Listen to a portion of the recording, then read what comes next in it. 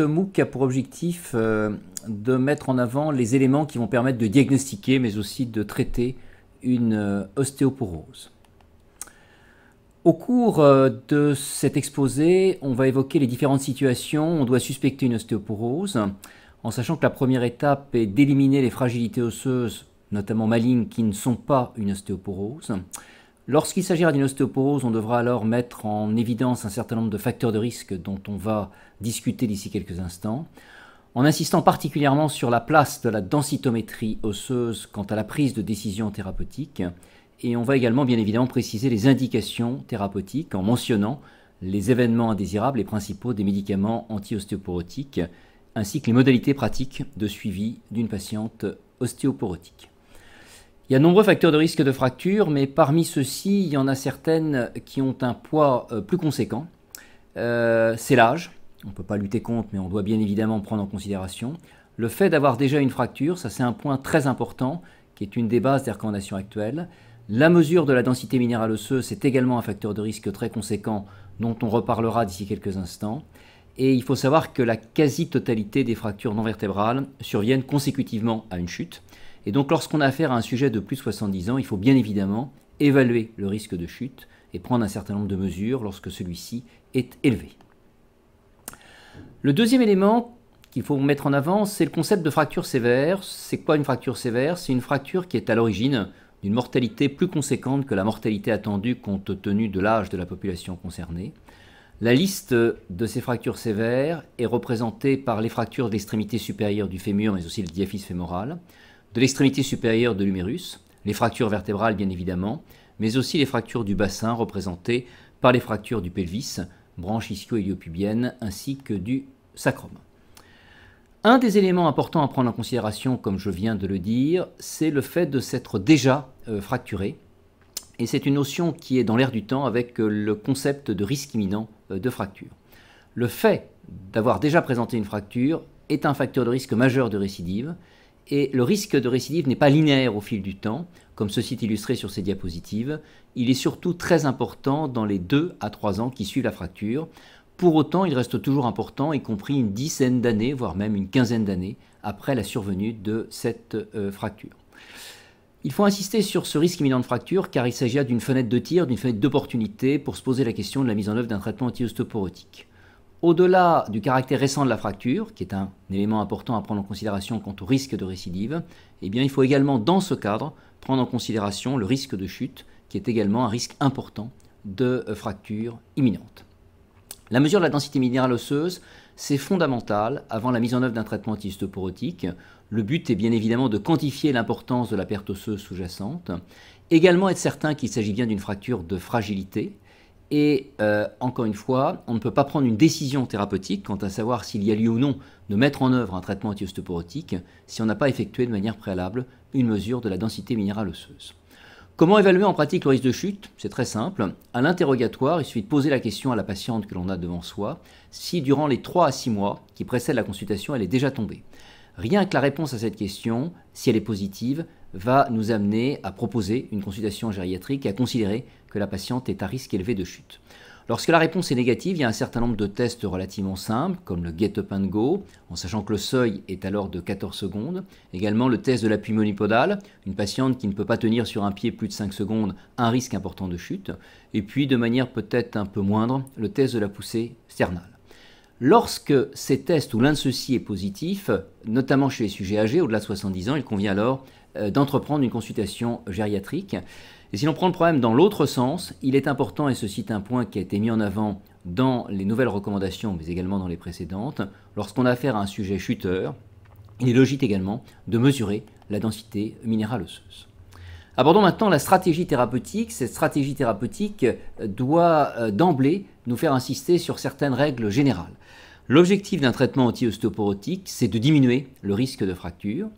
Le prérequis, comme je l'ai dit et j'y insiste particulièrement, c'est notamment de mesurer la densité minérale osseuse, d'éliminer les autres causes d'ostéopathie. Par argument de fréquence, devant une fragilité osseuse, c'est certainement le diagnostic d'ostéoporose qu'on va retenir, mais la démarche pour le clinicien, c'est d'éliminer ce qui est très grave, une pathologie maligne et également une pathologie bénigne non ostéoporotique, telle que notamment une hyperparathyroïdie primitive ou plus rarement une ostéomalacie.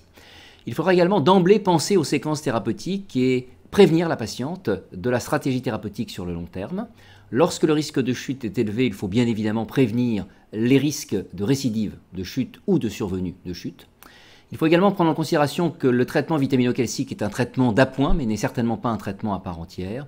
Et bien évidemment, on doit informer le patient des critères de choix, des principaux événements indésirables des médicaments, de telle sorte que la décision doit être une décision partagée. Sur cette diapositive figurent les grandes règles quant à savoir si l'on doit ou non mettre en œuvre un traitement anti-ostéoporotique. Et par rapport à ce que j'ai dit antérieurement, eh bien, les deux éléments principaux à prendre en considération sont le fait d'avoir déjà présenté une fracture, sévère ou non, et l'importance de l'abaissement de la densité minérale osseuse.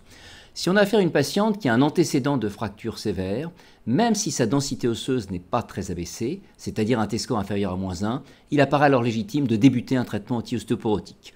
Lorsque le T-score est supérieur à -1, ça ne veut pas dire qu'on va forcément s'abstenir de mettre en œuvre un traitement anti-ostéoporotique, mais la décision va nécessiter l'avis d'un spécialiste et on verra d'ici quelques instants les outils à la disposition de ce spécialiste.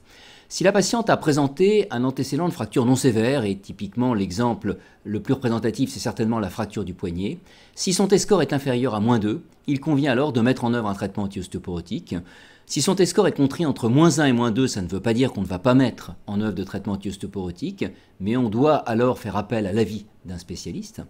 Et enfin, dernière situation, qu'il y ait ou non un antécédent fracturaire, si le T-score est très bas, c'est-à-dire inférieur ou égal à -3, il apparaît légitime de débuter un traitement anti-ostéoporotique compte tenu de l'importance de l'abaissement de la densité minérale osseuse quant à l'évaluation du risque fracturaire de cette patiente. Lorsque la décision n'est pas évidente, c'est-à-dire de faire appel à un spécialiste, ce spécialiste dispose d'un certain nombre d'outils. Un de ces outils, c'est le TBS. Le TBS, c'est quoi? C'est le Trabecular Bone Score. C'est un paramètre de texture qu'on peut mesurer sur la planche densitométrique au niveau du rachis lombaire. Et on dispose de nombreuses données qui indiquent que même chez les sujets dont la densité osseuse n'est pas substantiellement abaissée, un abaissement du TBS est un élément important quant au risque de fracture ou de récidive fracturaire si on a affaire à une patiente qui a déjà un antécédent de fracture. Le FRAX est un paramètre qui permet d'évaluer le risque fracturaire, notamment de fracture majeure à 10 ans. Ce FRAX va permettre d'utiliser des ABAC quant à savoir si on va être au-dessus ou en dessous du seuil d'intervention thérapeutique, en sachant qu'on dispose depuis quelque temps d'un FRAX qu'on peut ajuster sur le TBS, ce qui notamment, dans les zones où il n'est pas toujours facile de savoir si on doit ou non mettre en œuvre un traitement anti-ostéoporotique, va permettre de faciliter la tâche du praticien.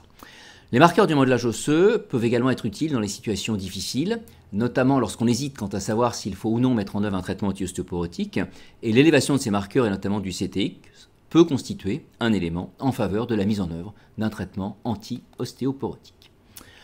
En ce qui concerne le choix des traitements, un des éléments à prendre en considération, c'est qu'on dispose de très peu d'études comparatives. Pour autant, on a un certain nombre d'éléments à mettre en avant quant au choix de tel ou tel traitement, et notamment, bien évidemment, de prendre en compte les contre-indications éventuelles, mais aussi les contraintes de prise de certains traitements. On a souhaité, dans les nouvelles recommandations, mettre en avant un certain nombre d'éléments qui nous feront privilégier la voie d'administration parentérale, c'est-à-dire en pratique l'acide zoledronique, une perfusion par an ou le denosumab, une injection sous-cutanée tous les 6 mois. Ces situations sont les suivantes: un antécédent de fracture de l'extrémité supérieure du fémur, mais aussi une densité minérale osseuse très abaissée, mais aussi enfin la présence de comorbidités et notamment des troubles nésiques, ou si on a affaire à un patient dont on pense, au vu des données de l'interrogatoire, que l'observance ne va pas être optimale, il en va de même si on a affaire à un sujet polymédicamenté. Le suivi des traitements est quelque chose de très important. Le suivi repose notamment sur la clinique, bien évidemment. Il repose également sur une évaluation densitométrique, notamment lorsqu'on a prescrit un traitement de type bisphosphonate pérose, qui est quand même une éventualité extrêmement fréquente. Cette mesure de densité minérale osseuse doit être effectuée dans les 2 à 3 ans qui suivent l'initiation du traitement. Et l'objectif est de s'assurer qu'il n'y a pas eu de perte osseuse. L'évaluation morphologique du rachis est quelque chose d'important, plus à la fin d'une séquence thérapeutique, c'est-à-dire après 5 ans de traitement si on part sur un traitement par bisphosphonate pérose et 3 ans si on part sur un traitement par acide zoledronique à raison d'une perfusion tous les ans. On peut également utiliser les marqueurs du modelage osseux dans le cadre du suivi, essentiellement lorsqu'on a affaire à un traitement par bisphosphonate pérose, à prescrire environ 6 mois après le début du traitement, afin de s'assurer que ce taux est bien situé dans la norme des femmes avant la ménopause, puisque l'objectif d'un traitement inhibiteur à la résorption osseuse est de ramener le remodelage où il était avant la ménopause. Bien évidemment, cette réévaluation ne va pas forcément et obligatoirement nécessiter l'interruption du traitement, mais ça peut être un signal important pour être certain qu'on soit bien sur la bonne voie. Quand interrompre le traitement?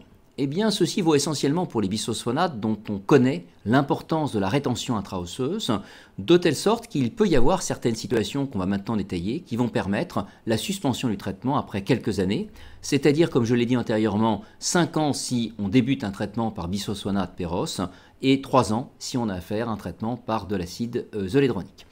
Les critères sont les suivants: l'absence de fracture sous traitement, l'absence de nouveaux facteurs de risque, l'absence de diminution significative de la densité minérale osseuse, c'est-à-dire que pour la densité minérale osseuse, si on a fait un traitement par bisphosphonate péros, on va l'évaluer une première fois après 2 à 3 ans et une deuxième fois à la fin de la séquence thérapeutique.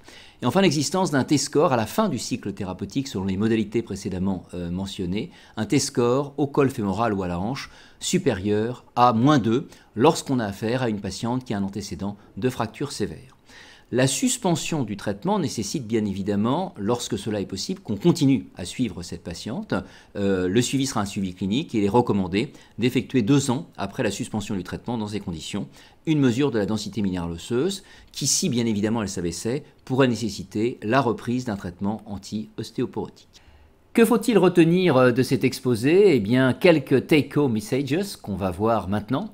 Le premier, que devant une fragilité osseuse évocatrice d'ostéoporose, la première étape est d'éliminer les autres causes d'ostéopathie fragilisante, notamment les causes malignes, essentiellement métastases osseuses et myélome, mais également les causes bénignes, telles que l'hyperparathyroïdie primitive et dans une moindre mesure l'ostéomalacie.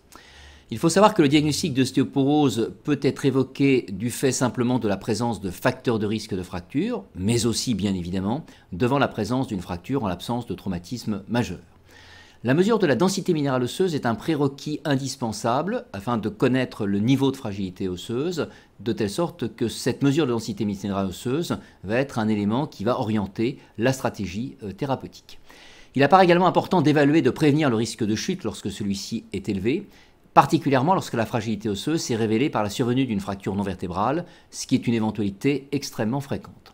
Enfin, la stratégie thérapeutique tient compte de l'existence d'éventuels antécédents fracturaires, qu'il s'agisse d'une fracture sévère ou non sévère, mais aussi de l'importance de l'abaissement de la densité minérale osseuse. Je vous remercie de votre attention.